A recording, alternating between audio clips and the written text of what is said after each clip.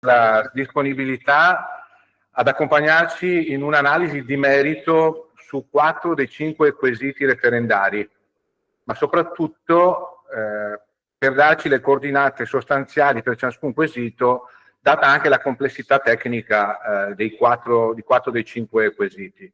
A Marco abbiamo chiesto di portarci il suo contributo, la sua analisi su questi 4 quesiti del lavoro. E sul quinto farò io una riflessione in conclusione dell'introduzione, prima di tutto dicendo che è un quesito semplice nel merito, è più una riflessione di merito politico che di merito tecnico quella che farò. Nelle scorse settimane più di qualcuno aveva chiesto un volantino esplicativo sui referendum che rendesse semplice ciò che semplice non è spiegabile con un volantino. Un volantino per quanto possa essere sintetico è sempre complicato, soprattutto rendere semplice ciò che dicevo non è semplice. Ma soprattutto è complicato spiegare a sindacalisti e sindacalisti la tecnicalità dei 4 quesiti referendari sul lavoro, e quindi immaginare di spiegarlo e farlo soprattutto comprendere all'universo del corpo elettorale, alla popolazione, diciamo che sollecita anche da parte nostra una chiarificazione rispetto al merito dei quesiti, era ovviamente complesso, per cui abbiamo deciso di fare con la segreteria, di organizzare questo webinar. Una prima riflessione è questa squisitamente di metodo. L'istituto del referendum abrogativo è una delle forme di democrazia diretta che prevede la nostra Costituzione, la Costituzione più bella del mondo, che è tra l'altro un istituto rimasto intonso lo stesso da 77 anni, da quando è nata la Costituzione repubblicana. L'istituto prevede come conditio sine qua non per la validità del quesito, cioè della consultazione elettorale, per ogni quindi quesito di qualsiasi consultazione referendaria, che si esprimano indipendentemente dalla volontà a favore o contro il 50% più 1 degli elettori. Pertanto non posso non sottolineare un aspetto fondamentale che ispirò i padri costituenti: vincolare la chiamata di tutto il corpo elettorale ad esprimersi per abrogare o meno, perché la scelta è se abrogare o meno un pezzo o tutta una legge dello Stato italiano. Quindi vincolare una soglia di elettori che prima di tutto definisca la rilevanza della chiamata alle urne attraverso il raggiungimento del quorum. Preciso che sottolineo che ogni quesito ha un suo quorum proprio. Quindi la rilevanza, dicevo. E su questo prendo a prestito le parole dell'ex presidente della Repubblica Giorgio Napolitano, che nella consultazione referendaria del 2003 certificò, quindi relata rettero, virgolette, che non andava a votare perché è un modo di esprimersi sull'inconsistenza dell'iniziativa referendaria, chiuse le virgolette. Cioè ogni elettore, oltre a poter decidere se sì o se no, può decidere di non esprimersi, perché ritiene irrilevante la chiamata alla consultazione referendaria. Come dicevo prima, per ogni quesito. Non c'è distinzione tra decidere di esprimersi per un solo o più quesiti e non farlo per altri. Cioè, quello che in queste settimane sta occorrendo è che si invoca la responsabilità, naturalmente, del corpo elettorale di partecipare al voto in un'epoca in cui la disaffezione al voto è sempre più presente in tutte le consultazioni elettorali. E se permettete, io leggo un tentativo di dividere il corpo elettorale in buoni, coloro che ritirano almeno una scheda, ovvero entrano nel seggio, e i cattivi, coloro che scelgono di non entrare nel seggio, quindi non ritirare nessuna scheda. Quindi si è buoni se si entra nel seggio, si ritira una o 4 o 5 schede, si è cattivi se non si entra nel seggio, non si va a votare. Eppure la storia degli ultimi 30 anni dei referendum ci dice che solo 2 volte su 10 chiamate, dal 1995 in avanti, alle urne si è raggiunto il quorum. Riflessione che andrebbe forse fatta un'analisi sull'innalzamento del numero di firme che consente la presentazione di un referendum, visto che comunque l'articolo della Costituzione scritto nel 1947 in un contesto in cui il numero degli abitanti e degli elettori italiani era molto più basso rispetto a quello degli attuali. Una seconda riflessione sulla nostra posizione come CISL, la libertà di scelta, e sulle ragioni di chi ha proposto i 4 quesiti sul lavoro. La CISL lascia libertà di scelta non senza esprimere la propria opinione ogni qualvolta venga chiesto ad un suo esponente, a un suo responsabile, a qualsiasi livello, una valutazione di merito. Noi pensiamo che, quindi la valutazione di merito che vi rappresento è questa, noi pensiamo che materie come il lavoro, la sicurezza sul lavoro, le priorità per lavoratrici e lavoratori debbano rimanere nelle prerogative e nelle disponibilità di chi conosce e rappresenta queste istanze e debbano rimanere nell'ambito dell'esercizio della rappresentanza sia attraverso la contrattazione che nell'indirizzo al legislatore. Pensiamo che modificare per di più, come vedremo dalla spiegazione che farà Marco Lai, in Peius, tutte in parte le norme che sono oggetto dei quesiti, e peraltro norme complesse e delicate sul lavoro e sulla sicurezza sul lavoro, sia un azzardo pericolosissimo che disintermedia il ruolo delle parti sociali e crea per di più un sicuro danno che anche non dovesse vedere l'abrogazione, cioè l'esito favorevole della consultazione e l'abrogazione, o perché vincono i no o perché non si raggiunge il quorum, potremmo addirittura immaginare che strumentalmente quella scelta di non abrogare il quesito, la norma che è stata, su cui si è chiamata ad esprimersi il corpo elettorale, possa essere usato per dire che gli elettori hanno espresso con la propria volontà di non modificare nulla. Viceversa, noi pensiamo che ci siano difetti o storture da sanare, ma che non si correggano con la rigidità di un quesito referendario abrogativo, ma con l'intelligenza e la pervicacia di aprire un confronto ampio, serio, articolato, con tutti i soggetti interessati, perché rispetto alle priorità di 10 anni fa, oggi, 10 anni fa, perché il Jobs Act è del 2015, sono altre e ben diverse le priorità per contrastare la precarietà, il lavoro povero, il dumping contrattuale, la sicurezza sul lavoro. Non è certo con i tagli e cucci, ma con un confronto strutturale che agisca in profondità per il mondo del lavoro, che riusciremo a individuare e a dare le risposte più necessarie, più utili al mondo del lavoro.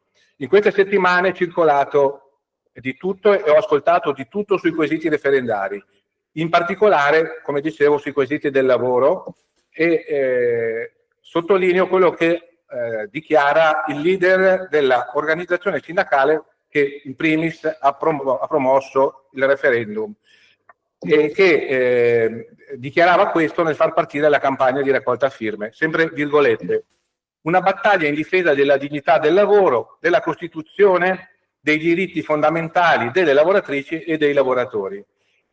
Io penso, e questo lo dico senza remore, che sia vergognoso che si vada nei talk show a dire che votando sì sulla norma, in particolare sugli appalti, si rafforza la sicurezza, si contrasta la situazione di difficoltà di tutela della sicurezza sul lavoro. È vergognoso perché si disinforma, cioè non si informa, si illude che basti questo per risolvere i problemi, tanti problemi del mondo del lavoro, si polarizza, si divide.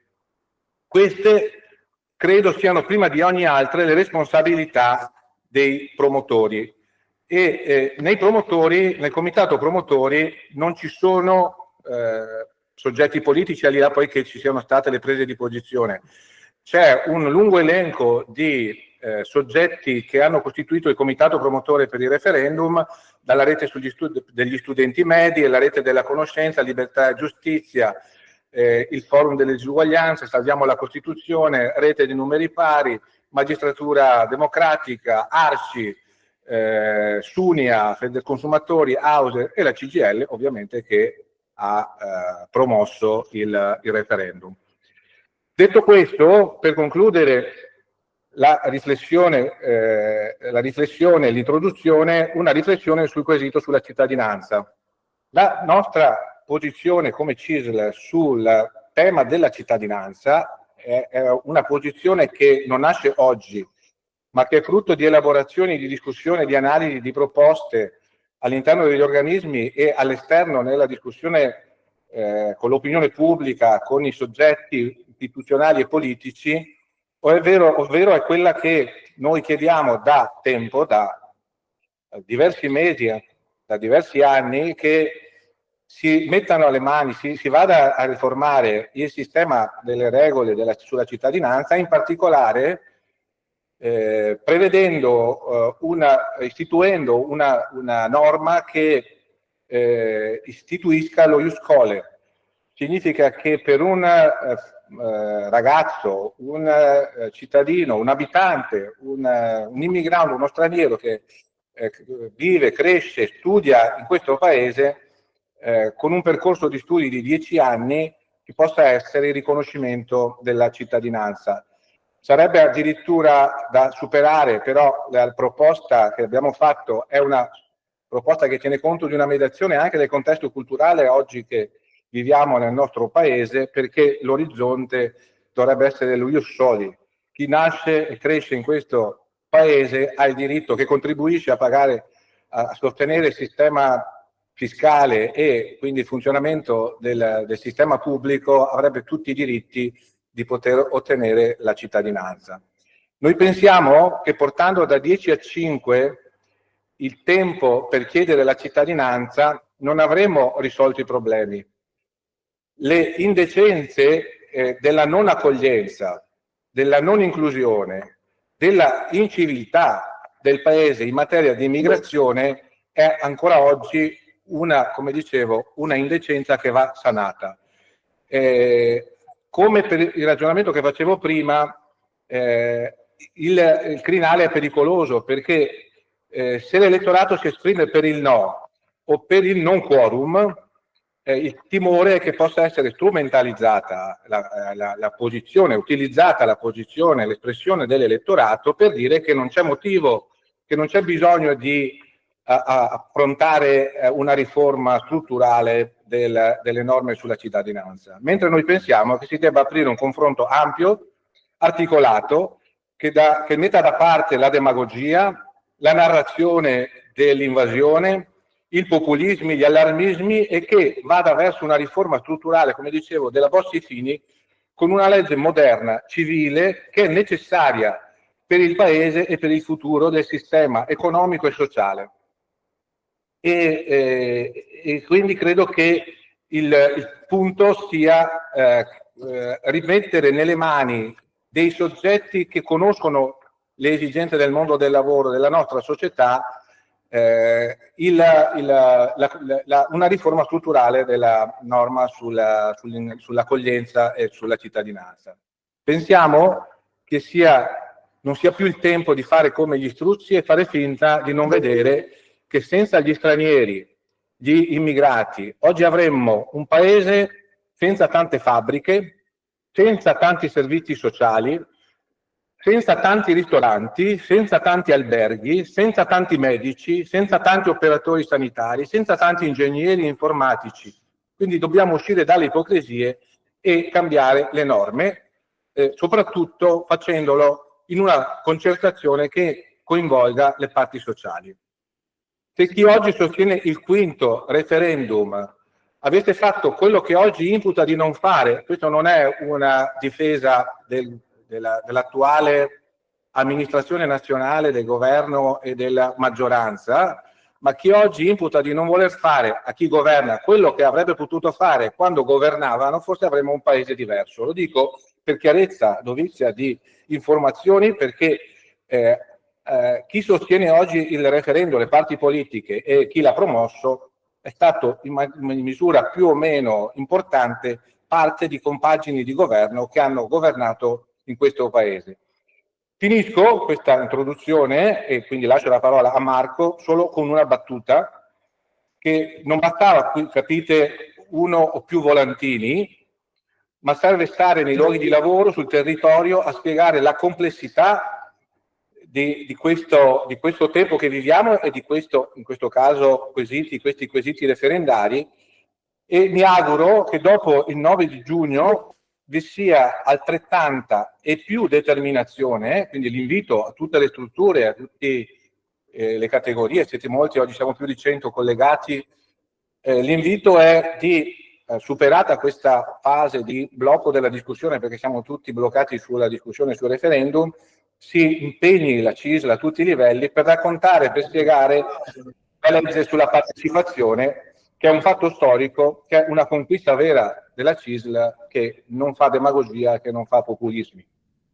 Mi fermo qui, lascio la parola a Marco, che ringrazio ancora una volta, e chiedo solo, abbiamo organizzato la mattinata in questo modo qui, Marco presenterà i 4 quesiti referendari e al termine apriremo la discussione, quindi chi vuole intervenire o scrive nella chat se ha delle domande o si prenota con la manina o mandando sempre un messaggio in modo tale che cerchiamo di organizzare poi la discussione al termine delle 4 presentazioni da parte di Marco.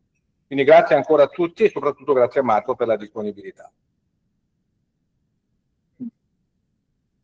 Allora, grazie dell'occasione che è offerta, perché è un momento anche per studiare, nel senso che non bisogna mai finire di studiare e anche queste occasioni servono per approfondire com'è il nostro. Mi pare che dal punto di vista, diciamo, del profilo politico sia stato già precisato bene da Massimiliano. Io, come posso dire, pur rivestendo un ruolo politico, in questo momento sono chiamato a un'analisi tecnica per capire bene di che cosa stiamo parlando.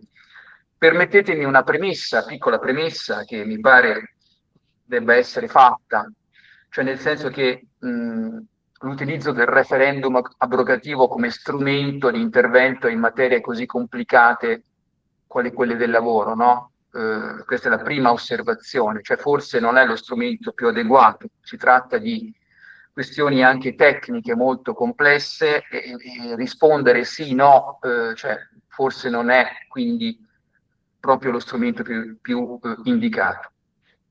La prima osservazione. La seconda osservazione di carattere, diciamo, come premessa è che il mercato del lavoro, leggevo proprio prima di collegarmi anche un bell'articolo di Garnero sul tema del lavoro povero, cioè bisogna uscire da una logica che appartiene al Novecento in cui diciamo, una legge risolve tutti i problemi, nel senso che negli ultimi 30 anni abbiamo avuto 15 leggi, quindi circa una ogni 2 anni. Quindi una legge può diciamo, costruire uno scenario di riferimento, ma se poi non c'è un aumento di produttività, se non c'è un'azione concreta sui luoghi di lavoro, sul territorio, non è che per legge si elimina la precarietà o per legge, diciamo, si aumentano i posti di lavoro. Questo è il punto centrale, no? Questo, o si migliora per legge la salute e sicurezza se poi non ci sono diciamo, comportamenti concreti nei luoghi di lavoro. Terza e ultima osservazione è che diciamo,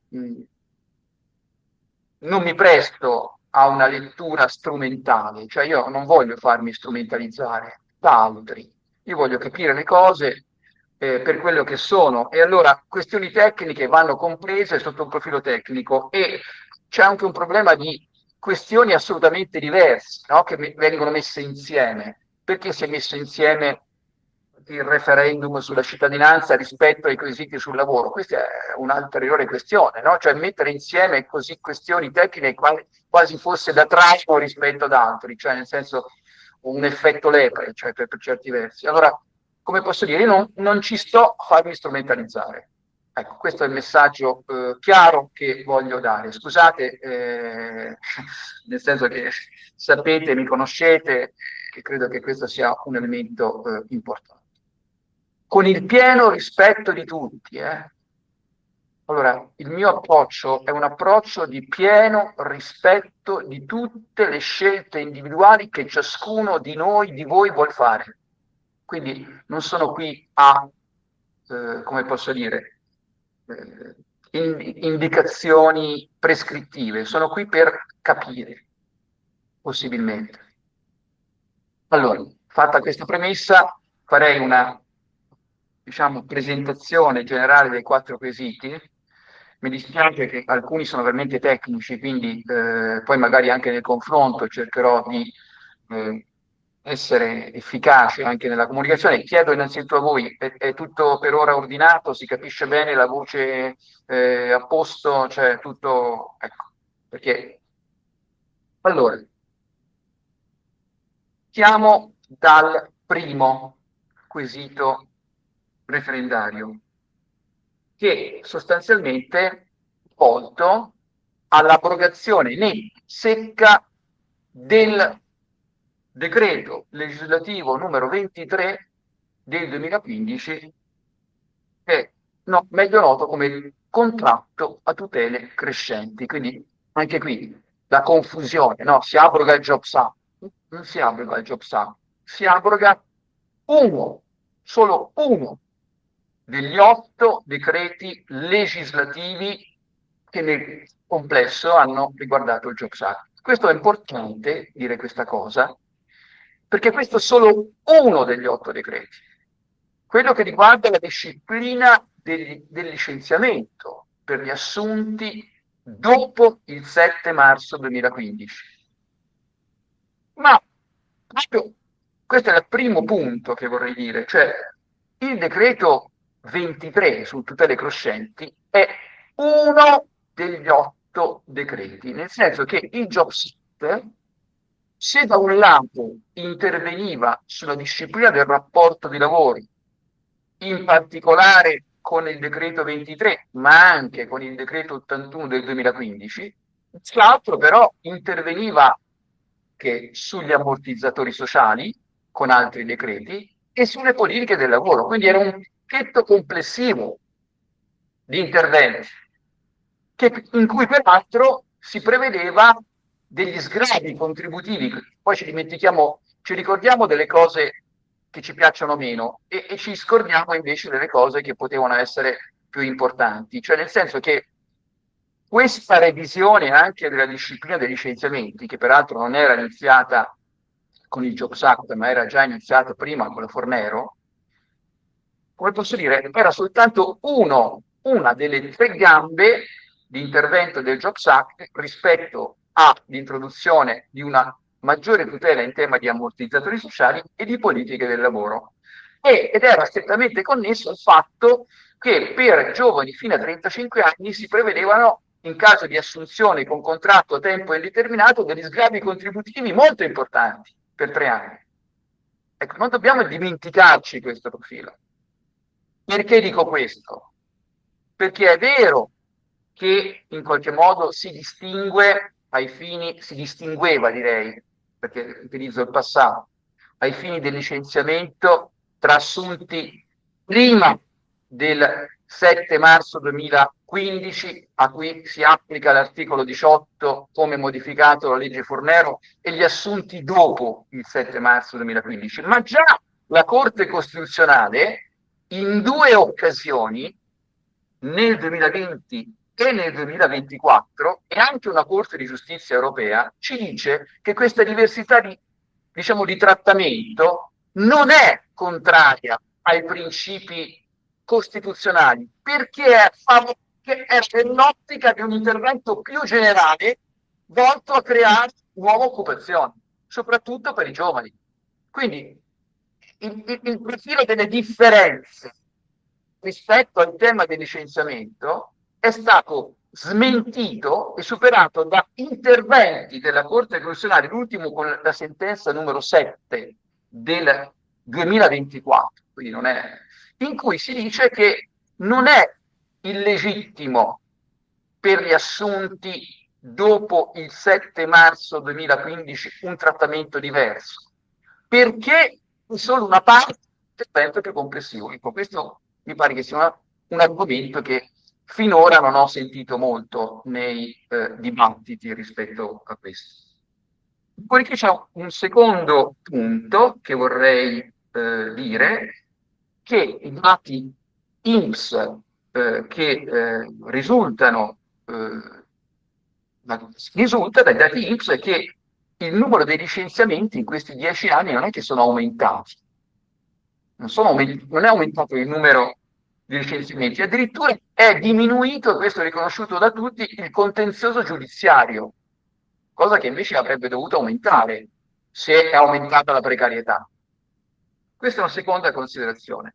E vengo ai profili più di merito, sperando di essere sempre ordinato, e cioè che il decreto 23, che ripeto è solo uno degli 8 decreti del Jobs Act, è stato più volte modificato negli anni successivi, innanzitutto dal cosiddetto decreto per via legislativa, cioè attraverso il cosiddetto decreto dignità del 2018, e poi più di recente interventi ripetuti della Corte Costituzionale. Soltanto nel 2024 ci sono stati 5 interventi della Corte Costituzionale, di cui vi segnalo 2 importantissimi del luglio del 2024, che hanno, per certi versi, ridotto le differenze tra la disciplina delle tutele crescenti e la disciplina dell'articolo 18, così come modificato dalla legge Fornero. Dico solo che, appunto, come premessa rispetto all'esame di queste sentenze, è che l'erogazione del contratto a tutele crescenti, di cui al decreto legislativo 23 del 2015, non fa tornare all'articolo 18 del 1970, fa tornare all'articolo 18 così come modificato dalla legge 92 del 2012, cosiddetta legge Fornero, che incasina altrettanto e tanto. Per cui abbiamo, ci sarebbe veramente necessità di rimettere mani a questo tema del licenziamento con un testo unico sul licenziamento molto semplice e poi di rinvio alla contrattazione collettiva. Questo c'è bisogno, più che un referendum. Entro nel merito di queste 2 sentenze recenti, peraltro le trovate nelle circolari della CISL dell'anno scorso, sono precisamente la sentenza numero 129 e la sentenza numero 128. Cito prima 129 perché è quella che in qualche modo riguarda il ruolo anche delle parti sociali. Allora, qual è il punto?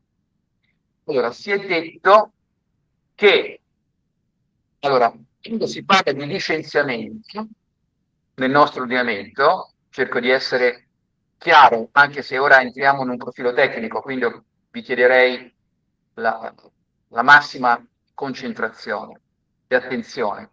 Quando si fa un licenziamento, nel nostro ordinamento da sempre il licenziamento può essere licenziamento per colpa del lavoratore o licenziamento per ragioni economiche.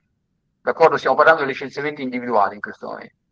La disciplina del licenziamento può essere: uno può essere licenziato per colpa sua, per colpa dell'altro, o per ragioni economiche, cioè l'azienda non può più sopportare il peso del suo posto di lavoro e quindi deve ridurre delle posizioni e quindi il lavoratore ci va di mezzo.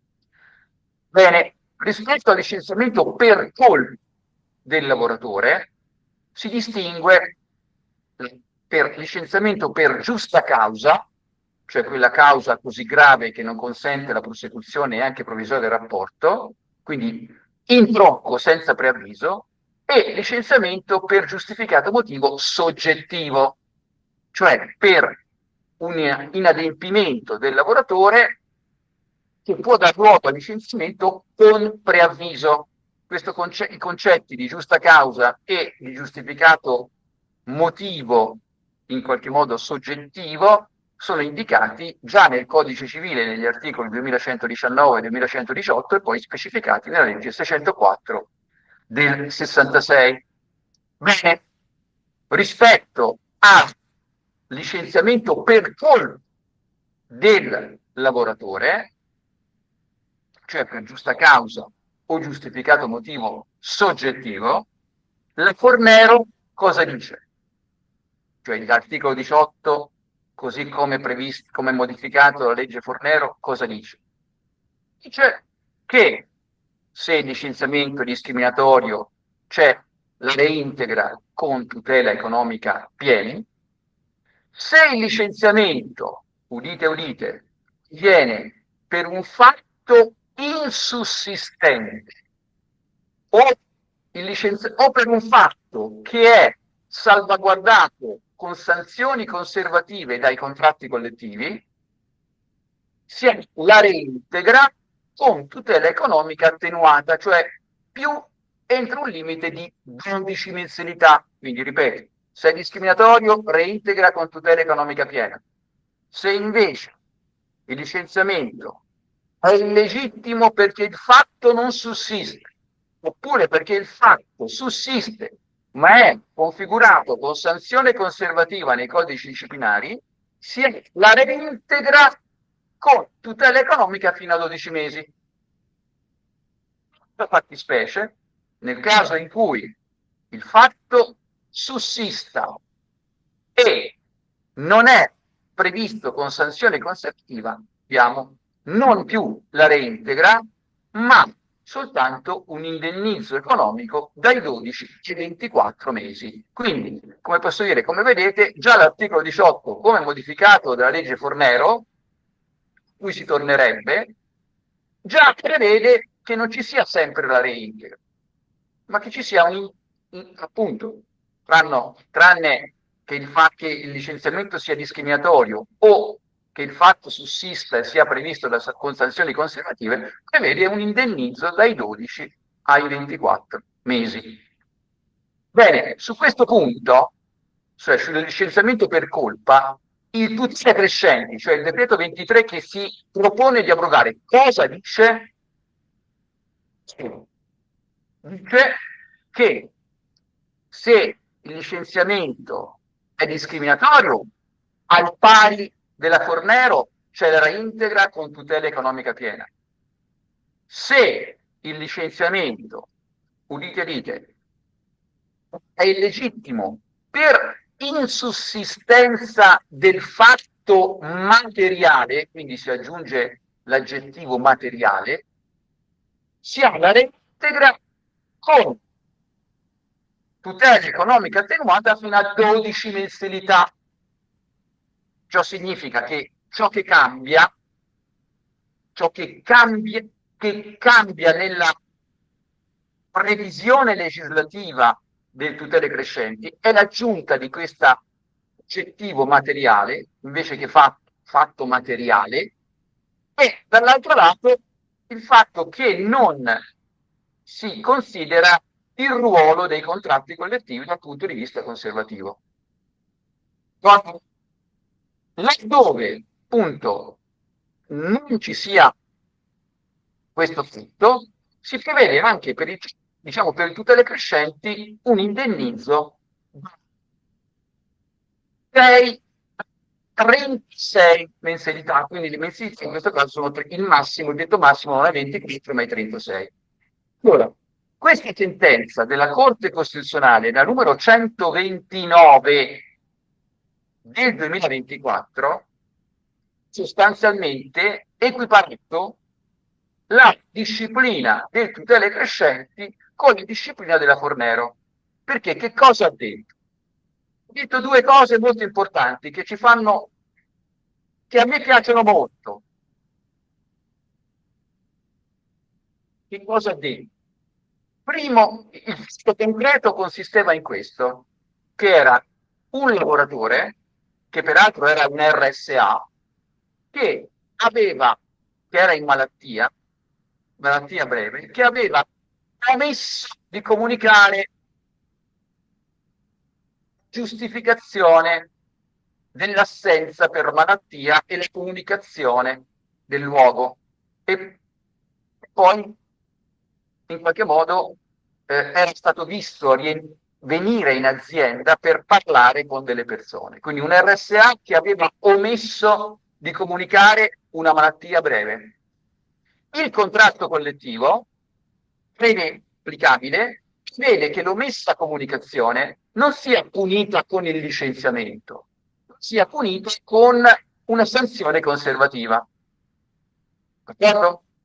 Allora, la Corte Costituzionale ha detto che per il lavoratore, appunto, dopo il 7 marzo 2015, laddove il contratto collettivo preveda una sanzione conservativa, non si può licenziare con mero indennizzo, ma si ha, al pari di quanto dice la Fornero, diritto alla reintegra con tutela economica attenuata, cioè fino a 12 mensilità. Quindi, su questo punto, perché l'ha detto? Perché tenuto che in tema di sanzioni disciplinari è l'interpretazione collettiva che deve stabilirle. Quindi se si desse un'interpretazione delle tutele crescenti in contrasto con questo principio, sarebbe in contrasto con l'articolo 39 della Costituzione, cioè che affida la contrattazione collettiva la disciplina anche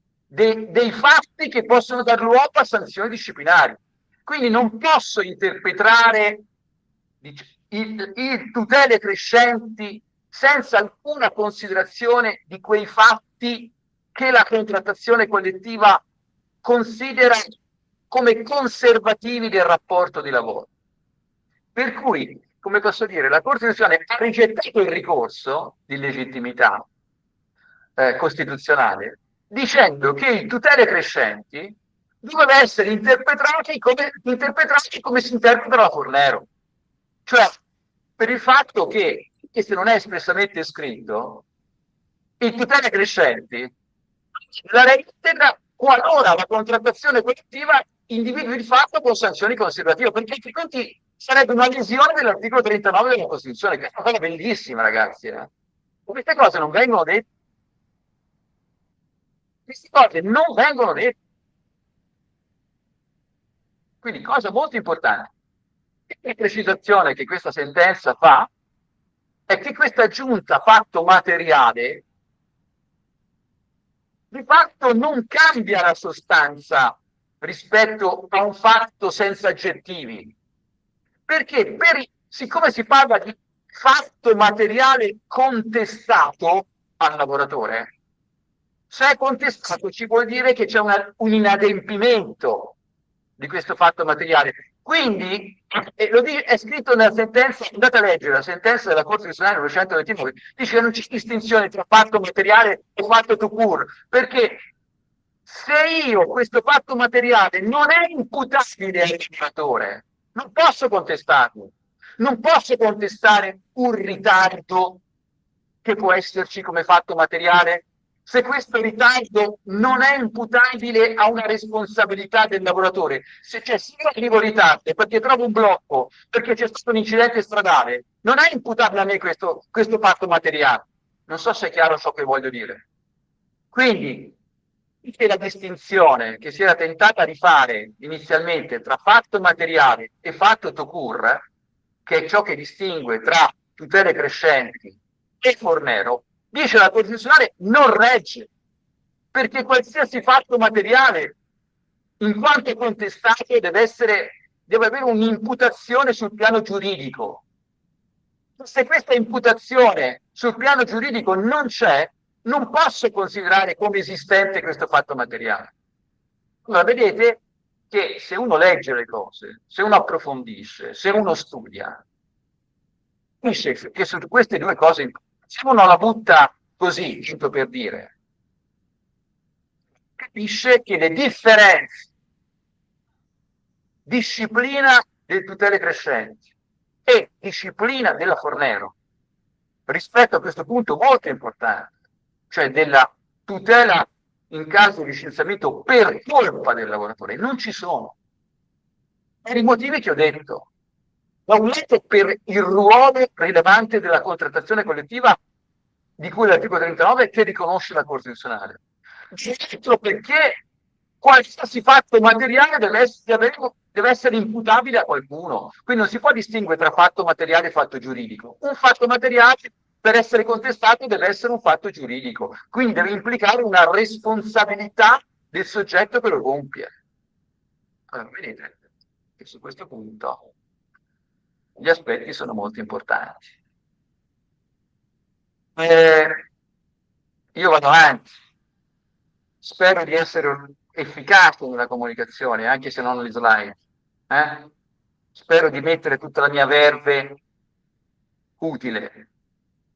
Allora, questo è una prima parte, il licenziamento per colpa del lavoratore e l'importanza di questa sentenza numero 129 che invito a leggere. Basta leggere le ultime 3 pagine, non le 18, le ultime 3. Costa fatica andare a vederle.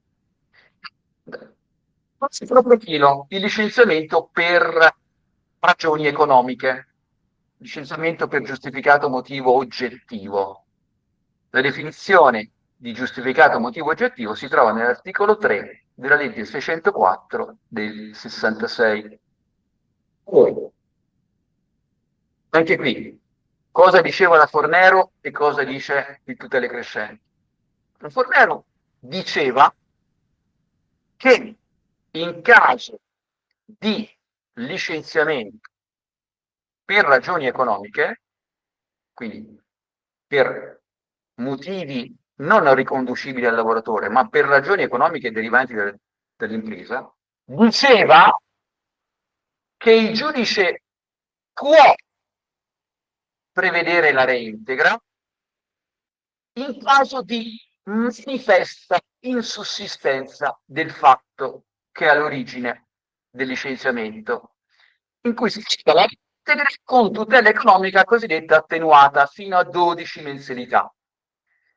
Che su questa norma della Fornero poi è intervenuta la Corte Costituzionale nel 2022, perché la Corte Costituzionale non è intervenuta solo su tutele crescenti, è intervenuta anche sulla legge Fornero.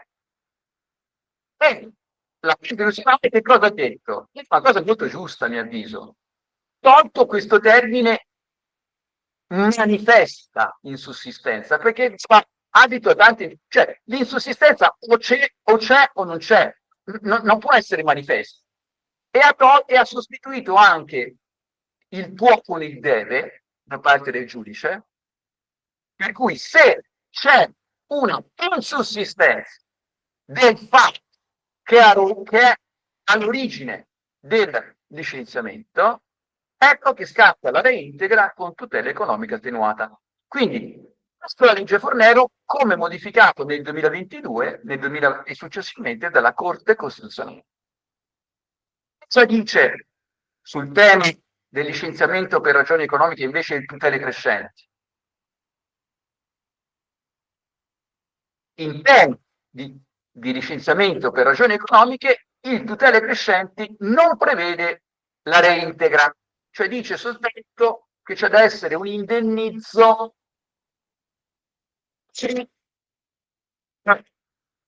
un importo tra le 6 e le 36 mensilità, quindi non prevede reintegra. Su questo punto però, sulla non previsione della reintegra da parte delle tutele crescenti, è intervenuta lo stesso giorno la Corte Costituzionale con sentenza questa volta numero 128 del 2024, che ha fatto questo ragionamento molto semplice. Se il fatto non sussiste anche ai fini delle ragioni economiche, nel caso di specie era un lavoratore somministrato che una volta assunto con contratto a tempo indeterminato dall'agenzia di somministrazione, che una volta finita la missione era stato licenziato, dicendo che non c'erano più occasioni, mentre nel concreto si era manifestato che altri erano state date 50 altre occasioni. Questo è un chiaro caso che il fatto non sussiste del licenziamento. E la Corte ha detto, ma perché se il fatto non sussiste per il licenziamento per colpa del lavoratore ce la reintegra, se invece il fatto non sussiste per le economiche non ce la reintegra, questa cosa non sta in piedi. E quindi ha affermato che nei confronti del licenziamento per ragioni economiche, se il fatto non sussiste, il lavoratore ha diritto alla reintegra, con tutele economiche attenuate, al passo che il licenziamento per colpa. E in questo, se questo ha molto eguagliato quelle tutele che erano già previste dalla legge Fornero di cui abbiamo parlato prima.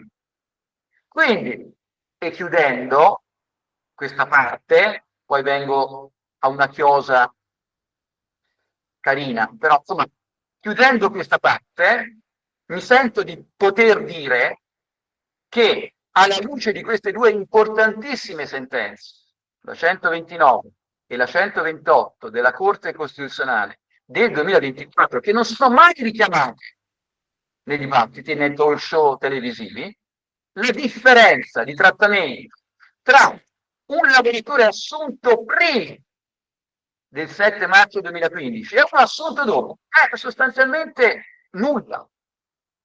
Quindi si dovrebbe tornare, giocando tutte le crescenti, a una situazione che abbiamo già, perché è già garantita per certi versi dalle sentenze della Corte Costituzionale.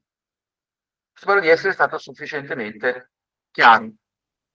Poi vengo di alcune perle che non lo dice Marco Lai, ma lo dice la Corte Costituzionale. La Corte Costituzionale, nel momento in cui ha ritenuto ammissibile questo primo referendum, avvertito i promotori del referendum che su alcuni punti l'esito del referendum potrebbe essere peggiorativo per i lavoratori. Vediamoli così. Questa cosa, ripeto, io ne avevo individuato qualcuno, ma vi invito a leggere il punto 4, il punto 4.5 della sentenza numero 12 della Corte Costituzionale, 12 del 2025, quindi che ha ammesso questo referendum, che in questa sentenza, ripeto, numero 12 del 2025, al punto 4.5, individua i casi di possibili, no, non di possibile, di certo peggioramento. Noi, anche quando chiaramente noi andiamo in giro, c'è sicuramente il passaggio da 36 a 24 mensilità, no? Come limite massimo. Per essere onesti dobbiamo dire però che il limite minimo è 6 rispetto a 12 nella Fornero, quindi per essere corretti dal punto di vista, diciamo di analisi, di studio. Quali sono i casi concreti individuati da Corte Costituzionale di possibili peggioramenti? Sono quantomeno 3. E poi c'è un dubbio amletico mio. Allora, il primo caso è licenziamento durante il periodo di comporto, cioè per malattia. Cioè io sono in malattia, vengo licenziato durante la malattia o comunque prima che sia finito il periodo di comporto, in tutele crescenti, in questo caso, nell'articolo 2,4 prevede che il licenziamento via la reintegra con tutela economica piena, quindi senza limite, perché viene, diciamo, equiparato al licenziamento discriminatorio. Tenete conto che c'è stata un'altra sentenza nel 2000 24 che ha eliminato un avverbio espressamente, tutti i casi di nullità espressamente previsti dall'ordinamento. Cioè, insomma, andando nel concreto, poi torniamo nel confronto se volete, nel senso che se un lavoratore è licenziato durante il periodo di comporto, la conseguenza è la reintegra con tutela economica senza limiti. La negazione delle tutele crescenti farebbe invece avere, rispetto a questa fattispecie, una reintegra con tutela economica solo fino a 12 mensilità.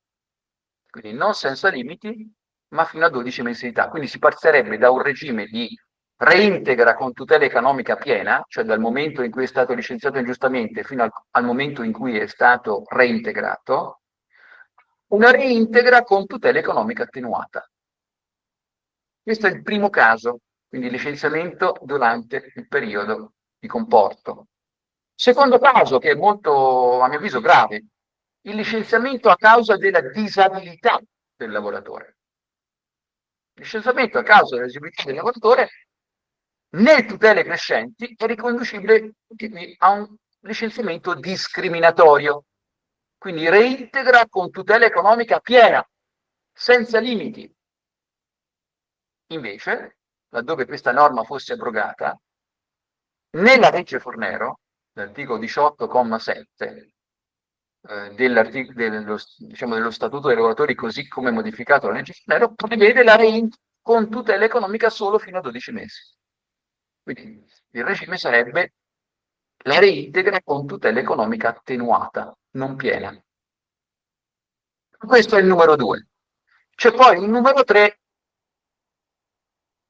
che diventa una sorta di ossimoro e non so se...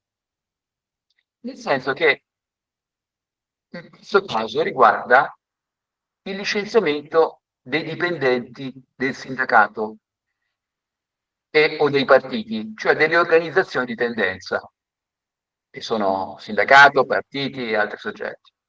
Allora, in questi soggetti, in tutele crescenti, prevede la sua applicazione nell'articolo 9,2, che si dice che nei confronti dei dipendenti delle organizzazioni di tendenza si applica il tutele crescenti, quindi anche la parte, seppur limitata, di reintegra di cui abbiamo detto prima.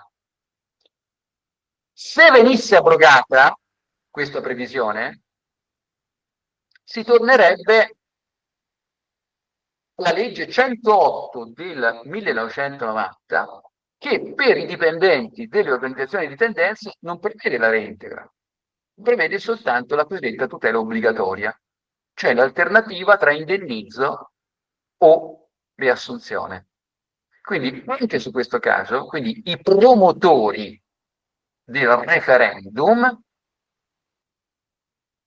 credo che non abbiano forse attentamente considerato il fatto che anche la loro posizione di lavoro avrebbe potuto non avrebbe potuto, avrebbe un peggioramento dal momento.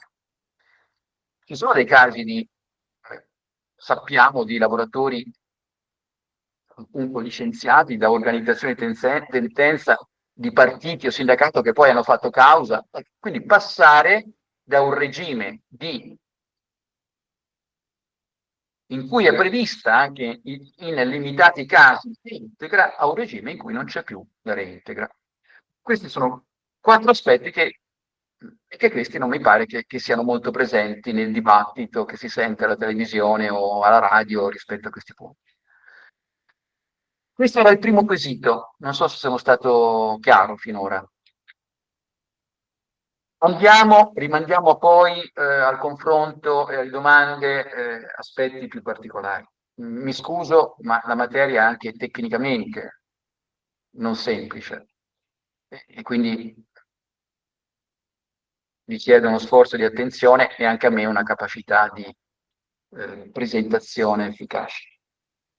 Il secondo quesito riguarda l'abolizione, in tema di lavoro, riguarda l'abolizione del limite massimo di 6 mensilità per licenziamento illegittimo nelle piccole imprese, nel senso che la disciplina oggi per le piccole imprese è quella relativa all'articolo 8 della legge 604 del 66, che prevede che in caso di licenziamento illegittimo il lavoratore abbia diritto non alla reintegra, ma a un indennizzo da 2,5 a 6 mensilità come limite massimo.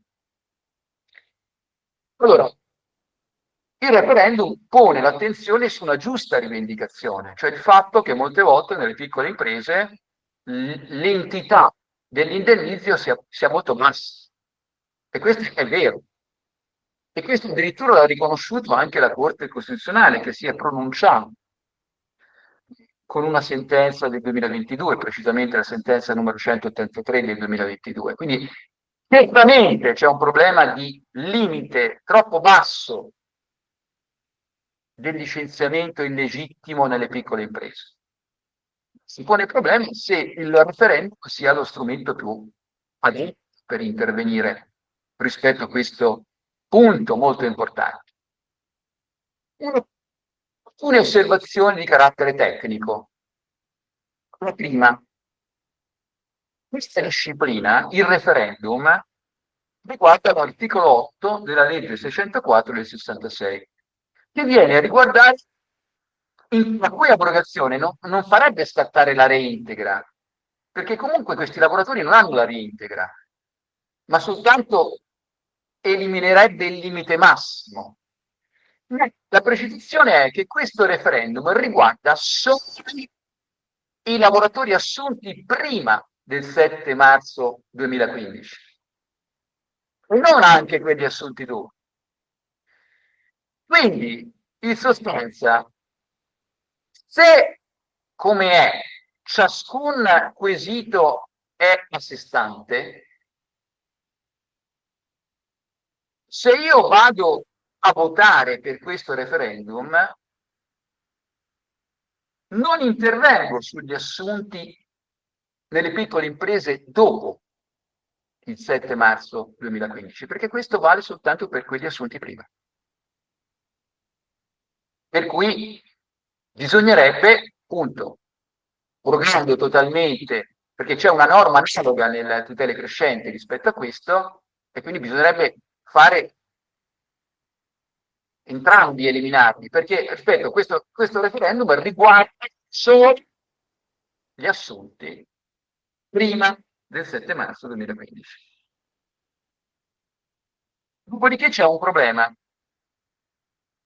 e cioè se si elimina il tetto massimo e quindi si affida totalmente alla discrezionalità del giudice la delimitazione dell'importo, siamo così certi che sempre venga superato le 6 mensilità?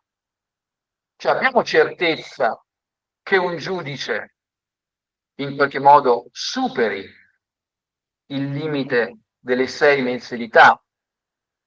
E questo è un'altra riflessione che potrebbe dare anche 3 mensilità, cioè nel senso che non è automatico che il superamento del limite porti automaticamente a un maggior indennizzo, perché non c'è più il limite a questo punto, e il limite lo decide discrezionalmente il giudice, che può essere superiore ma può essere anche inferiore rispetto alle 6 mensilità. Ecco, probabilmente qui servirebbe veramente un intervento a tutto tondo, sia sul piano legislativo, ma anche in qualche modo da parte della contrattazione collettiva, portando anche l'indennizzo a quello, e questa è un'indicazione anche della Corte Costituzionale, a quello che è il fatturato dell'impresa, perché io posso avere una piccola impresa che ha un fatturato alto e quindi posso permettermi un indennizzo più elevato, ma c'è il problema di tante piccole imprese che magari hanno dei fatturati limitati e vedersi esporre a indennizi fino a 36 mensilità compromette anche l'esistenza stessa anche della piccola impresa. Quindi questo è un problema che non può essere risolto, a mio avviso, con il mero eliminare il tetto massimo rispetto all'indennizzo. Queste sono le cose che volevo dire sul secondo quesito. Vado sul terzo quesito. Il terzo quesito ha a che fare con la disciplina dei contratti a termine, che è contenuta in un altro dei decreti del Jobs Act, precisamente nel decreto legislativo 81 del 2015, e gli articoli sono gli articoli che vanno dal 19 al 39, al 29, scusate, che hanno a che fare con il contratto a termine. È chiaro che questa materia per certi versi interviene anche sul contratto a termine che lega il lavoratore all'agenzia in caso di somministrazione, perché è strettamente correlata la disciplina del contratto a termine con la disciplina anche del contratto di somministrazione. Allora, oggi le norme messe sotto quesito referendario sono in particolare l'articolo 19 e l'articolo 21 del decreto 81, che peraltro, articolo 19, che peraltro, e anche articolo 21, che peraltro hanno avuto delle modifiche importanti successivamente. In particolare la modifica importante è stata nel 2023 perché il cosiddetto decreto lavoro, cioè il decreto legge numero 48 del 2023, che è stato convertito in legge 85 del 2023, ha eliminato quelle causali impossibili che erano state introdotte dal cosiddetto decreto dignità. Quindi oggi la disciplina delle causali rispetto ai contratti a termine è sostanzialmente la seguente, spero di essere ordinato. Per il contratto a termine fino a un anno non ci sono causali.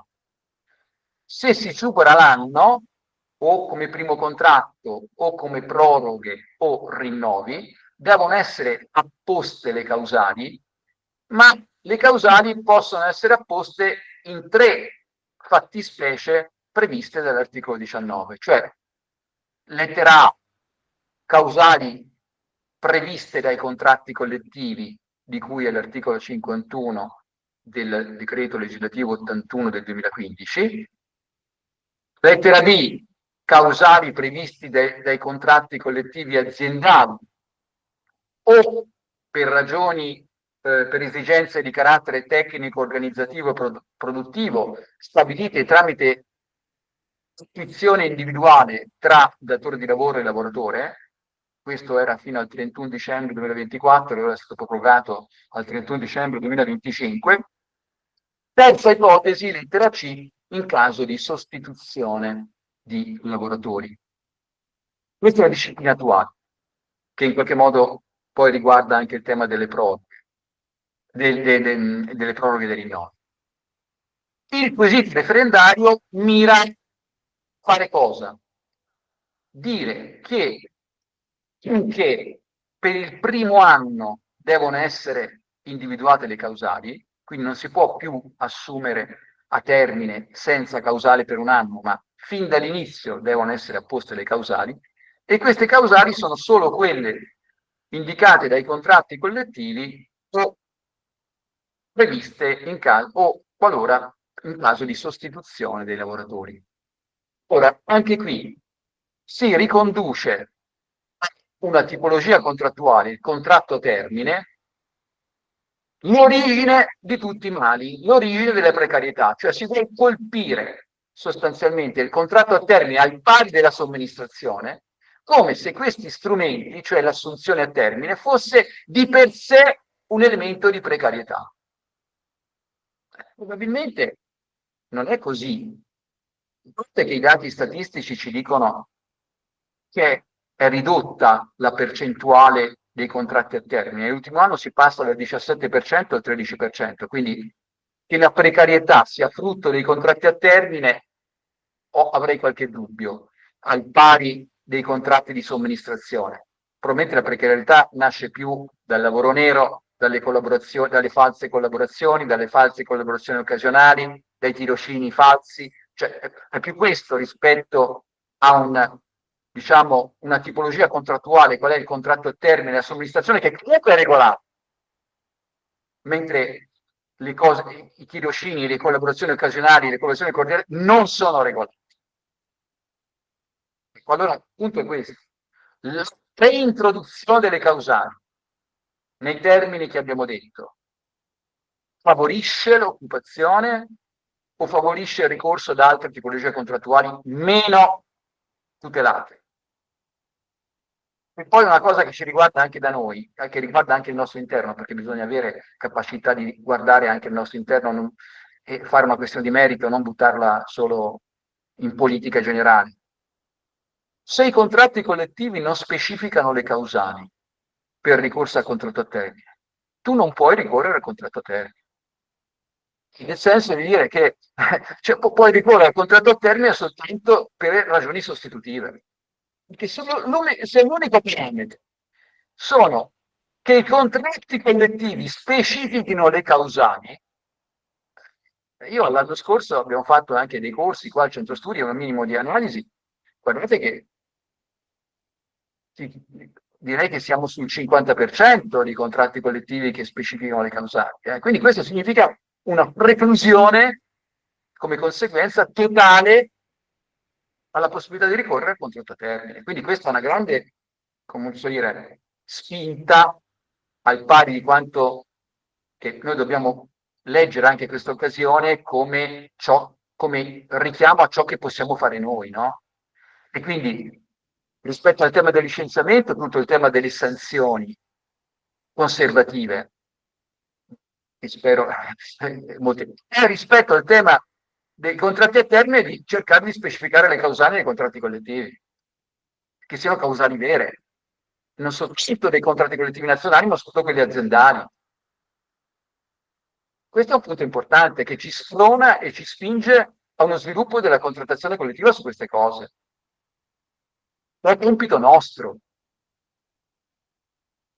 E spero di essere stato chiaro anche rispetto a questo secondo spunto. Quindi, come vedete, cerco di alternare analisi tecnica, ma anche non guardare in casa degli altri, ma guardare anche quello che possiamo fare noi. Credo che questo sia l'atteggiamento che contraddistingue la CISL rispetto agli altri. Non stiamo qui a buttarla, abbiamo le nostre convenzioni, ma abbiamo anche argomenti concreti, tecnici, che ci spronano ad agire anche rispetto a quelli che possono essere i nostri campi di azione.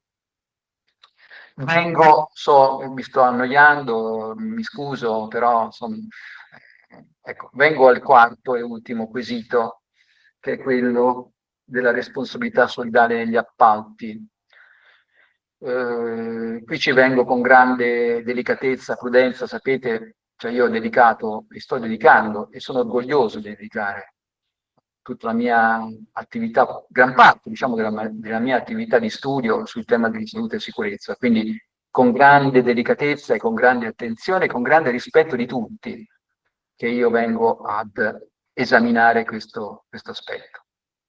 Però bisogna essere veri, bisogna dire le cose come stanno, non farsi strumentalizzare. Anche su questi temi della salute e sicurezza c'è troppa strumentalizzazione.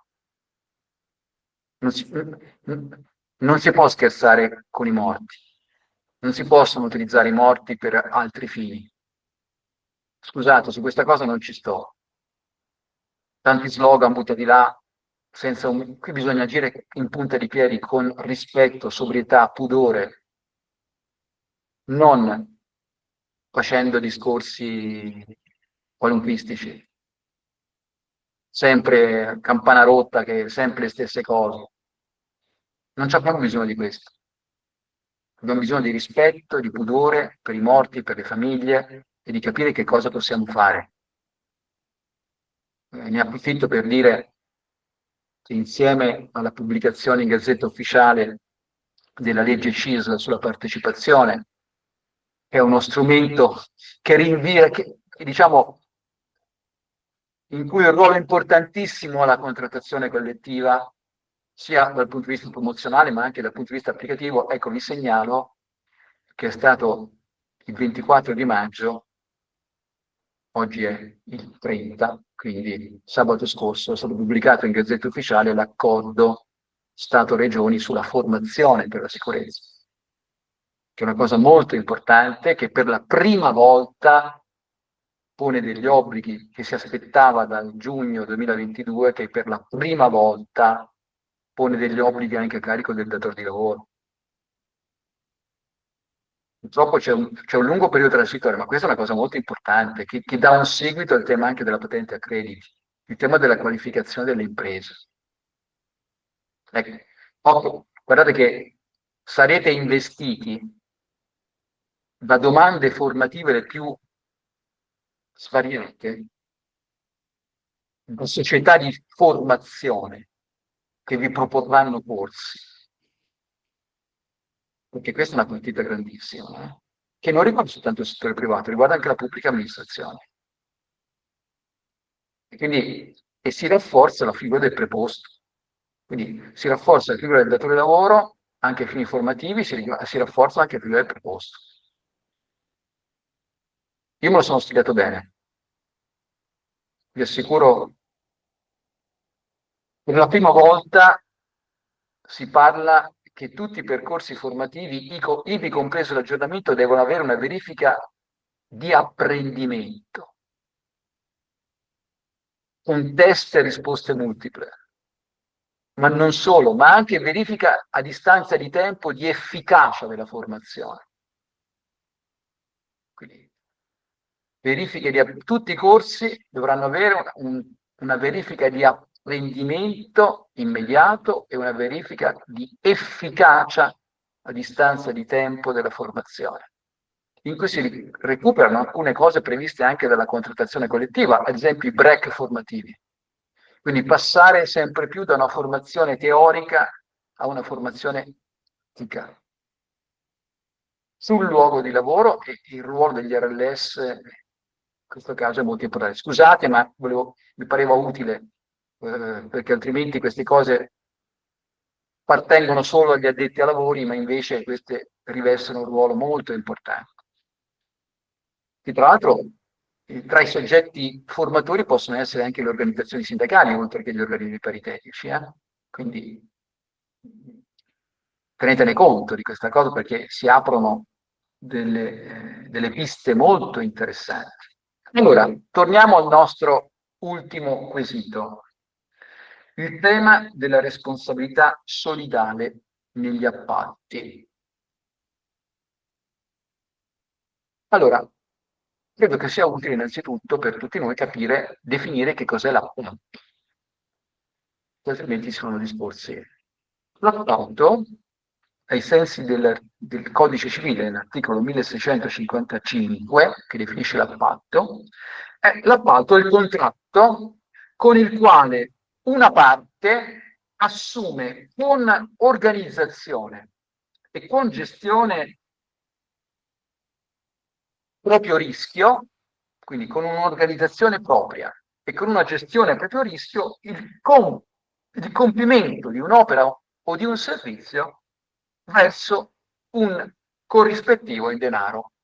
In sostanza, nell'appalto abbiamo un committente, cioè colui che commissiona i lavori, e un'impresa che in base a un'organizzazione propria e a rischio proprio e con dei propri dipendenti realizza l'opera e il servizio. Vuol dire che l'appalto, per essere lecito, però, implica che il potere direttivo, organizzativo e disciplinare sia delle imprese esecutrici, non sia del committente. Cioè, se il committente dà gli ordini ai lavoratori, è appalto illecito, perché il committente deve soltanto chiedere ciò che serve, ma poi la gestione organizzativa e disciplinare, se l'appalto è lecito, e l'appalto è un istituto riconosciuto dal nostro ordinamento, deve essere dell'impresa che esegue i lavori. Partiamo da questa definizione. Una cosa è il ruolo del committente, altra cosa sono le prerogative dell'impresa. che realizza il lavoro, che per potersi definire appalto lecito deve avere un potere organizzativo, direttivo e disciplinare nei confronti dei propri dipendenti. Se questo è l'appalto, come norma di carattere regionale, poi l'appalto in materia di lavoro trova un riferimento nell'articolo 29 del decreto legislativo 276 del 2003, attuativo della legge Biagi, che è stato di recente, cioè nel 2024, modificato. Allora, in questo articolo 29, da un lato, già trovo scritto il principio della responsabilità solidale del committente rispetto all'impresa esecutrice e a ciascuno dei subappaltatori, quindi di tutta la filiera, non è soltanto il rapporto tra committente e impresa esecutrice, ma la legge parla di questa responsabilità solidale tra committente, impresa esecutrice, subappaltatore e così via. È l'articolo 29, questo, che lo dice, del 276 del 2003. Bene, l'articolo 29 firma una responsabilità solidale del committente nei confronti delle imprese esecutrici e tutta la catena rispetto a due profili: retribuzioni dei lavoratori, 100 dei contributi.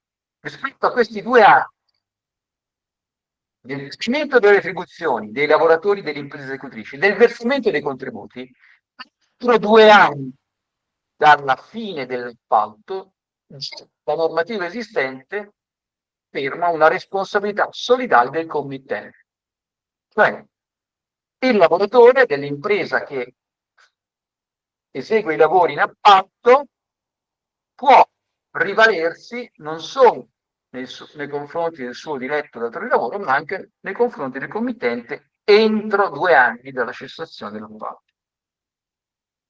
Questo è poi stato aggiunto un principio molto importante nel 2024, che è intervenuto sull'articolo 29 che ho citato, è la legge 56 del 2024, che dice che al personale impiegato nell'appalto spetta un trattamento economico e normativo complessivamente non inferiore a quello previsto dal contratto collettivo stipulato dai sindacati comparativamente più rappresentativi sul piano nazionale, applicato nel settore e per la zona strettamente connessa all'attività oggetto dell'appalto. Quindi si dice sostanzialmente, questa è un'altra norma molto importante che è stata introdotta nel 2024, che ai lavoratori che fanno lavoro in appalto devono avere un trattamento economico e normativo non inferiore a quanto previsto dai contratti collettivi stipulati dai sindacati comparativamente più rappresentativi.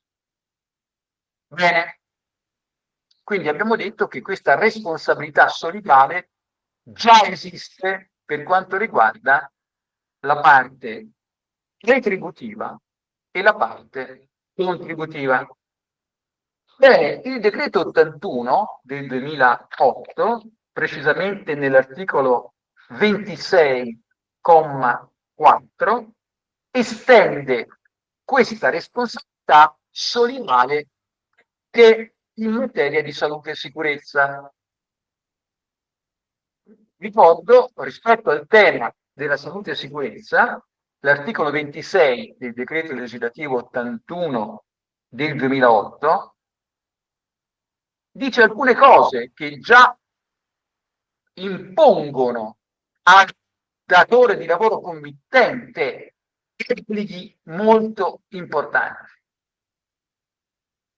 Primo, il datore di lavoro committente, dice l'articolo 26, deve verificare l'idoneità tecnico-professionale delle imprese o dei lavoratori autonomi che lui utilizza. Quindi c'è già un obbligo di verificare l'idoneità tecnico-professionale delle imprese. Primo punto. Primo obbligo.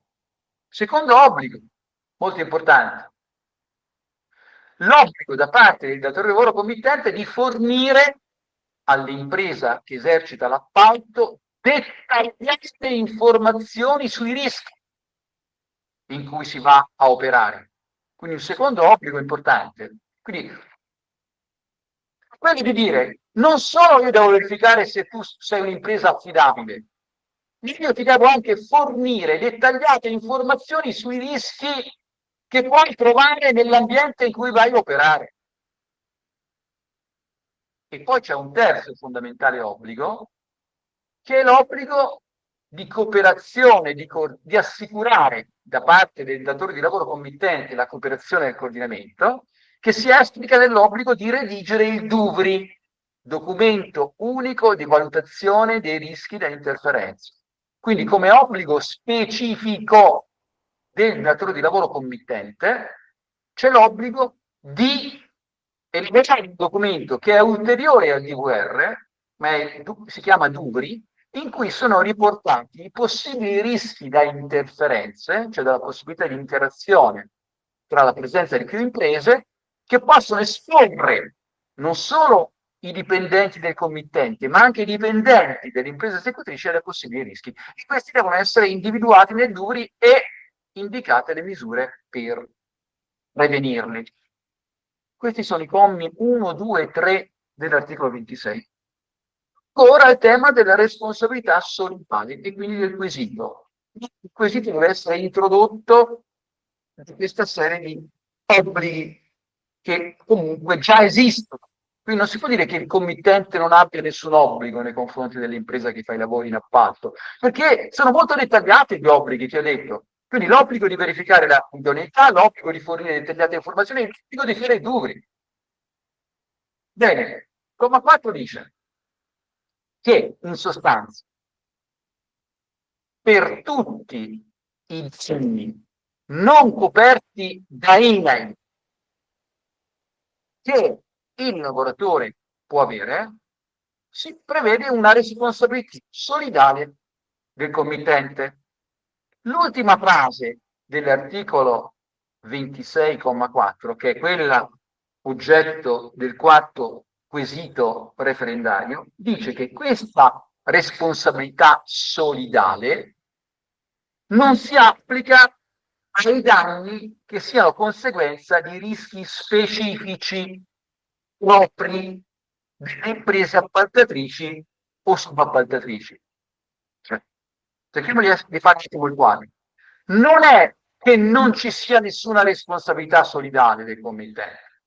La responsabilità solidale c'è per i rischi interferenziali, ma non c'è, e si vorrebbe estendere, in base al quesito, anche per i rischi specifici propri dell'impresa che realizza i lavori. Qui bisogna dire anche in questo caso cosa ha detto la giurisprudenza. La giurisprudenza dice, se volete, ce l'ho qui, mi sono preparato, come avete capito che ho studiato, ma mi è servito perché è così che si deve fare, a mio avviso. Ma la giurisprudenza dice che per i rischi interferenziali, se un committente si può rendere conto che c'è una violazione delle norme di sicurezza perché vedo dei lavoratori che sono sul tetto che lavorano per me, io me ne posso accorgere, ma io che anche il committente è responsabile. Non è soltanto il tema dei rischi interferenziali che ho scritto nei dubri, ma dice la giurisprudenza che è molto importante con la responsabilità solidale del committente per tutti quei rischi che possono riguardare l'attività svolte nel parco di cui io posso accorgermi. Il problema è, non posso essere io imputato di un danno che deriva da un rischio specifico di cui non posso accorgermi? Cioè, è il mio profilo di responsabilità rispetto a una cosa su cui non posso intervenire perché altrimenti è appalto illecito. Secondo, non ho nessuno strumento per accorgermi perché magari scoppia un macchinario di cui non so neanche la consistenza. Ecco, è solo fatto di essere un committente per avere una responsabilità solidale? Qui c'è un principio molto importante che ha affermato la giurisprudenza, bisogna andare a guardare ai fini della responsabilità, non al profilo formale, ma al profilo sostanziale. E la domanda è, ma quel committente poteva intervenire o non poteva intervenire? Lo sapeva? Poteva accorgersi oppure no? Questo è un punto molto, molto importante. Fini della, diciamo, della responsabilità solidale, che, d'onor del vero, è soltanto sul piano civile, non sul piano penale, perché c'è un principio che ha a che fare con la responsabilità penale personale. Quindi come posso io in qualche modo essere imputato per un fatto che non ho potuto accorgere e non dipende da me? Questo è il punto centrale, no? Del ragionamento. Quindi la domanda che io pongo, e su questo la lascio, è ragionevole o è, a mio avviso, irragionevole per il solo fatto di essere un datore di lavoro committente, coinvolgere in una responsabilità solidale il committente anche per danni derivanti da profili specifici su cui non può intervenire il committente. Ecco, ricordo che dal punto di vista della legislazione penale e anche della salute e sicurezza alla luce della Cassazione penale, che il nostro ordinamento non è improntato a un principio di responsabilità oggettiva. Qualunque cosa, qualunque infortunio risponde a monte a prescindere dal datore di lavoro. Non è così. Io devo dimostrare che c'è stata una inadempienza. E lo stesso si potrebbe dire per il datore di lavoro committente. Cioè, devo dimostrare che lui non abbia controllato rispetto a cose che poteva controllare. Ecco, direi che questa è l'analisi tecnica anche del quarto quesito. Io ho finito tutte le mie cartucce, mi scuso per aver parlato a distanza, cosa che non si dovrebbe fare mai, 1 ora e un quarto, anzi 1 ora e 10 precisamente, però insomma, siccome avevo delle cose da dire, credo di averle dette. Come vedete, il mio stile è non di analisi tecnica, perché questo è quello che serve, che non c'è negli dibattiti. Poi ognuno può avere la propria personalissima opinione e farà quello che vuole, però l'importante è essere informati correttamente di come stanno le cose, per poter scegliere nel modo migliore possibile. Vi ringrazio. Grazie a te davvero Marco, perché il webinar l'abbiamo organizzato proprio per dare strumenti di consapevolezza, non vogliamo orientare il voto, ma lasciare la libertà alle persone, ai nostri operatori delegati, alle RSU, tutti coloro che hanno oggi più di 100 sono rimasti collegati, hanno ascoltato questa giornata formativa, perché non hai solo fatto una disquisizione di 4 quesiti, ma anche per me hai dato una serie di elementi che mi mancavano e condivido pienamente quello che hai detto, il fatto che abbiamo il dovere e la responsabilità di prenderci noi la parte del protagonismo nell'azione sindacale della rappresentanza e di studiare. Per noi della CIS del Veneto è un impegno che abbiamo preso al congresso e faremo una formazione strutturata, organizzeremo nei prossimi anni, anche a partire dal recuperare i testi storici e vigenti della normativa sul lavoro, della normativa sulla sicurezza, ma anche quelli fondamentali, l'articolo 39 della Costituzione, perché da lì nasce la natura stessa del libero sindacato. Detto questo, quindi ringraziandoti ancora, abbiamo una mezz'ora di tempo per, se ci sono domande, riflessioni. Non vorrei che ci fossero riflessioni politiche, non ne abbiamo necessità, abbiamo solo necessità, se avete la richiesta, di approfondimenti tecnici rispetto ai quesiti. Le questioni politiche lasciamole negli organismi in altro ambito rispetto a quello di questo webinar. Ecco, evidenzio solo che mi sono dimenticato prima in avvio di segnalare che il webinar è registrato, quindi poi lo metteremo a disposizione, lo manderemo alle strutture in modo tale che sia patrimonio di tutta l'organizzazione, perché solo con la consapevolezza e la conoscenza possiamo scegliere, come dire, orientarci al meglio rispetto alle esigenze del mondo del lavoro. E quindi questo era lo spirito con cui abbiamo organizzato questa mattinata con Marco, che ripeto, ringrazio ancora perché non hai fatto solo una disquisizione di 4 quesiti, ma hai fatto mezza giornata formativa. Quindi se ci sono interventi, domande, alzate la mano oppure fate un segnale, date un segnale di presenza e di richiesta di parola.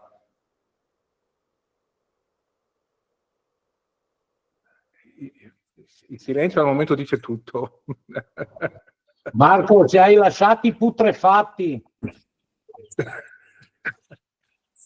Michele, chi è che è intervenuto? Zanocco. Non lo so. Michele, mi terrei, cioè, cosa dici?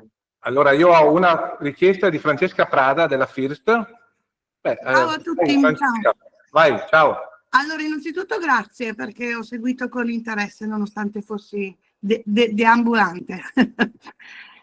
Il mio quesito è questo, è chiaro che non si influenza nessuno e non si entra nella coscienza politica e inclinazione politica di ciascuno, però io oltre a me stessa ho molti iscritti che mi chiedono qual è la posizione CISL, puramente come opinione, non come posizione a cui obbedire o a cui soggiacere, rispetto ai 4 quesiti, quelli che riguardano appunto il giuslavorismo. C'è un'indicazione, oltre a questa fantastica, veramente esaustiva e che mi ha fatto capire quanto non ne sapessi, spiegazione di Marco Lai, o è lasciato assolutamente solo all'elaborazione personale? Grazie. Rispondo io, Marco. La posizione della CISL è la libertà di scelta dei propri associati, quindi non diamo indicazioni di voto, se non evidenziando quello che avevo, non so se è ricollegata già dall'inizio nell'introduzione che ho fatto. Ecco, sì, l'inizio l'ho perso, scusami, perciò magari ho fatto una domanda che non era coerente, ma l'ho perso l'inizio. Problema, ho sottolineato che pensiamo che sia errato utilizzare, per le ragioni che abbiamo sentito da Marco, ragioni tecniche, che è errato utilizzare lo strumento del referendum per intervenire su materie così complesse. Quindi noi come CISL non diamo indicazioni di voto, quindi lasciamo la libertà delle persone, degli associati, delle persone vicine a CISL di scegliere. Quello che facciamo è di cercare il più possibile di dare informazioni, sapendo, rendendo possibile la scelta consapevole, sapendo che è complesso, complicato spiegare, semplificare ciò che semplice e semplificabile non è. La presentazione di Marco rappresenta la complessità.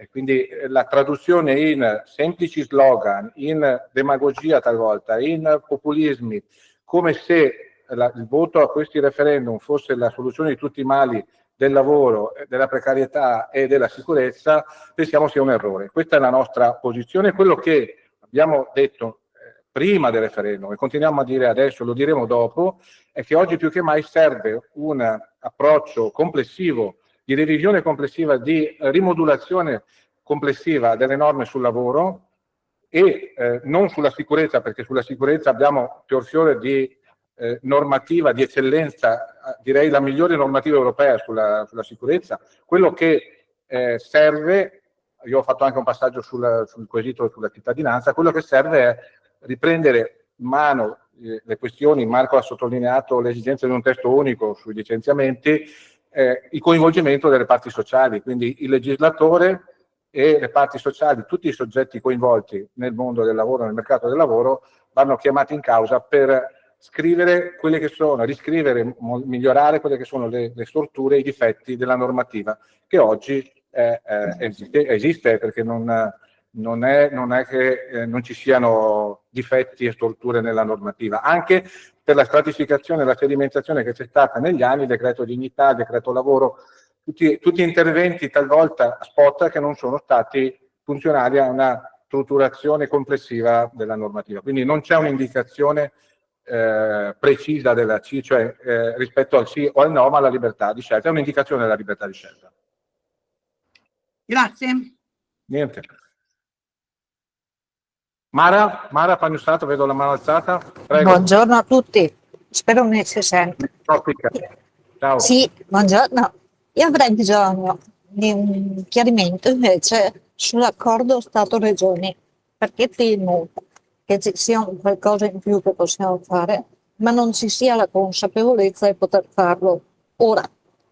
Non me lo immagino qui, perché immagino che il tema sia vastissimo, ma non mi dispiacerebbe avere degli spunti su cui andare a lavorare.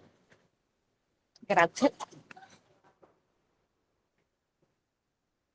Rispondo? Sì, sì, vai Marco, vai. Allora, immagino che parli, questa è una cosa in qualche modo che va fuori rispetto al tema dei referendum, però Sì, sono un RLS oltretutto, quindi sta cosa mi no, interessa. allora, come posso dire? Ehm, Se c'è una domanda poi specifica, volentieri, però credo che sia importante, scusate, cioè, ho un profilo tecnico ma anche un profilo politico, quindi mi permetto di poter...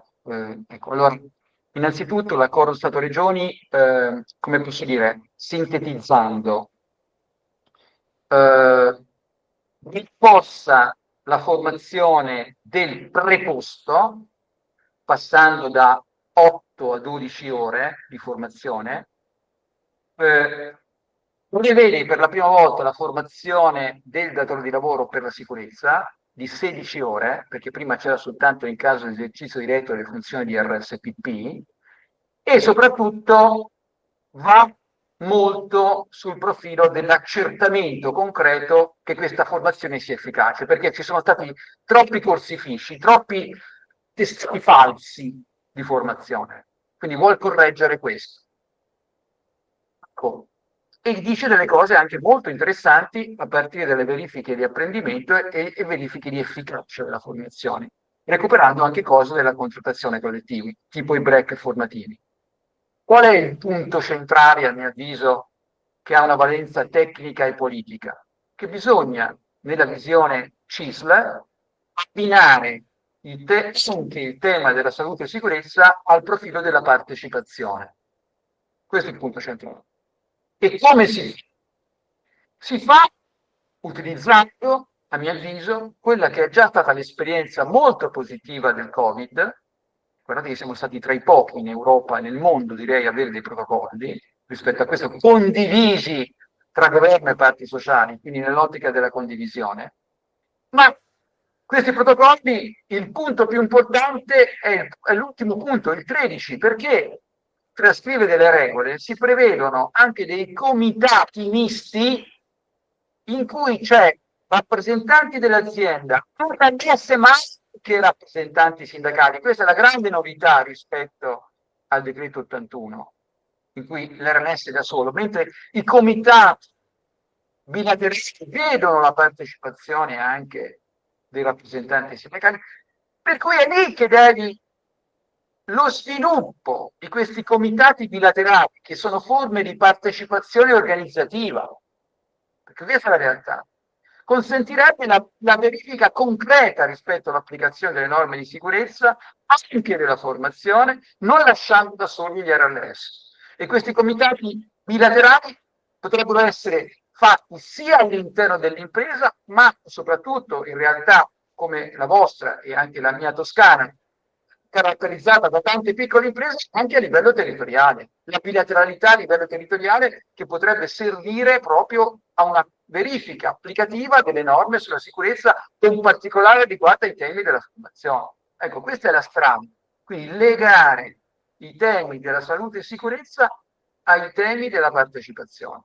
E lo strumento concreto, la diffusione di comitati bilaterali che danno sostanza alla legge CISL sulla partecipazione, perché queste sono forme di partecipazione organizzativa che si possono fare in azienda ma si possono fare anche sul territorio rispetto al mondo delle piccole imprese. Guardate che noi abbiamo una grandissima sfida, che è la sfida, come tutti sappiamo, diciamo, dell'innovazione tecnologica, dei sistemi di intelligenza artificiale, del lavoro tramite piattaforma, e questa si fa solo se la contrattazione si accompagna alla partecipazione, cioè a forme di partecipazione organizzativa sul luogo di lavoro.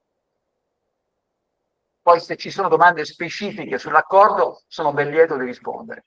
Ma magari vedremo di organizzare un incontro ad hoc, ecco, proprio alla luce della pubblicazione in Gazzetta Ufficiale dell'accordo Stato-Regioni, proprio perché è una novità, diciamo, strategica, ecco, rispetto alle necessità del mondo del lavoro e della sicurezza. Però vi chiedo, al di là, va bene, della domanda che comunque in qualche modo è collegata e correlata al tema del quarto quesito, vi chiedo di rimanere sui temi dei 4 quesiti proprio per approfondire e capire meglio se ci sono dubbi o altre questioni che non sono chiare. Vedo la mano alzata di Enrico Grassi di Fistel, giusto? Prego. Sì, buongiorno. Allora, niente, l'unico mio dubbio che era venuto fuori adesso è che, a parte aver capito la complessità di tutti i punti, che dall'inizio non sembrava così tanto complessa, perché da come è stato sviscerato oggi tutta la serie degli argomenti, non è così semplice, anche perché tutte le modifiche che sono state fatte e gli intermezzi che sono stati inseriti, insomma, avevano già modificato in un certo modo tutti i punti presi in considerazione, almeno i primi 4. Noi, ok, che non dovremmo neanche indirizzare, però, vista la complessità, come potremmo fare noi a far sì che venga modificato qualcosa a livello di legge generale con un comportamento in questa votazione, diciamo. Se io votassi, o se ci fosse un grande afflusso alle urne, ci sarebbe la possibilità di far capire che non è solo il singolo articolo che vorremmo modificare, ma che vorremmo entrare nell'intera legge per far sì che venga corretta in maniera giusta, o non dovremmo presentarci, cioè quale sarebbe il comportamento migliore da assumere? Grazie. Rispondo. Scusa, cerco di dare una risposta. Ora, proprio in tema di licenziamento abbiamo una stratificazione normativa. Abbiamo gli articoli del Codice Civile, abbiamo la legge 604 del 66, abbiamo la legge 108 del 1990, abbiamo la legge Fornero, abbiamo tutele crescenti. Non ci si capisce poco. Allora, a mio avviso sarebbe utile una riordine generale di tutta la disciplina sui licenziamenti. Io parlavo di testo unico sui licenziamenti, molto semplice, e poi per il resto di rinvio alla contrattazione collettiva. E la contrattazione collettiva potrebbe intervenire quantomeno su alcuni profili importanti, di tipo l'entità degli indennizzi in caso di licenziamento illegittimo, no? Nel senso che sono solo affidati all'iscrizionalità del giudice. Ma si potrebbe la contrattazione collettiva dare delle indicazioni, del tipo, a seconda delle dimensioni, del fatturato, del tipo di azienda, ecco, dare delle indicazioni anche di indennizzo. Ecco, questa è una prima area di intervento. Seconda area di intervento, come ci ricordava prima anche la Corte Costituzionale. Allora, essere più precisi sui fatti che possono dar luogo a licenziamento nella contrattazione collettiva, ai fatti che possono dar luogo a licenziamento per giusta causa o giustificato motivo soggettivo. Quindi essere più puntuali rispetto ai fatti che saranno sanzionati con licenziamento e invece ai fatti per cui c'è una sanzione conservativa. Quindi rivedere tutta la parte dei codici disciplinari secondo quanto scritto dalla contrattazione collettiva. Questo è un impegno molto forte che può essere fatto dalla contrattazione collettiva. E ultimo profilo, c'è un tema di cui non ho parlato, è tutto il tema del cosiddetto repêchage o ripescaggio, cioè nel senso che la giurisprudenza, soprattutto della Cassazione, dice che prima di licenziare un lavoratore per un giustificato motivo oggettivo, occorre verificare se quel lavoratore non possa essere ricollocato in altre mansioni anche inferiori rispetto a quelle che lui ha svolto prima. Allora, questo implica che il rappresentante sindacale conosca l'organizzazione del lavoro e sia in grado di indicare le mansioni anche inferiori con lo stesso trattamento economico a cui può essere diritto il lavoratore, che implica questa attenzione ai profili della partecipazione organizzativa, no? Che già dicevo a proposito di salute e sicurezza. Ora, in sostanza, per rispondere alla domanda, un riordino della materia in maniera molto sobria, molto schematica, e rinvio alla contrattazione collettiva, e già la contrattazione collettiva potrebbe cominciare ad affrontare queste tre aree tematiche, quindi codici disciplinari, variazione degli indennizi rispetto alla diversità delle aziende e maggior controllo sull'organizzazione del lavoro ai fini anche della ricollocazione del lavoratore al fine di evitare il licenziamento. Quindi queste sono già apporti in cui la contrattazione collettiva anche aziendale si potrebbe spendere già oggi.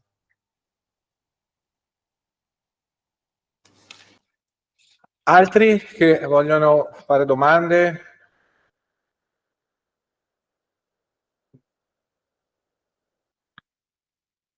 Abbiamo ancora 10 minuti, avevamo previsto termine a mezzogiorno. Naturalmente se non ci sono altre domande, altri interventi, possiamo anche finire prima. Mi pare che siano state 2 ore piene di contenuto e di complessità. Credo che oggi più che mai nel nostro lavoro non possiamo pensare di ridurre tutto allo slogan, alla semplificazione, soprattutto per recuperare il nostro ruolo nei luoghi di lavoro e nel territorio. Quindi abbiamo una sfida enorme, tu l'hai sottolineato prima, è compito nostro. Mi sono segnato 3, hai detto grande responsabilità, lo sviluppo della contrattazione collettiva, perché poi lamentiamo che in alcuni ambiti facciamo fatica ad essere rappresentativi, però dipende solo da noi, nessuno farà il lavoro che compete a noi.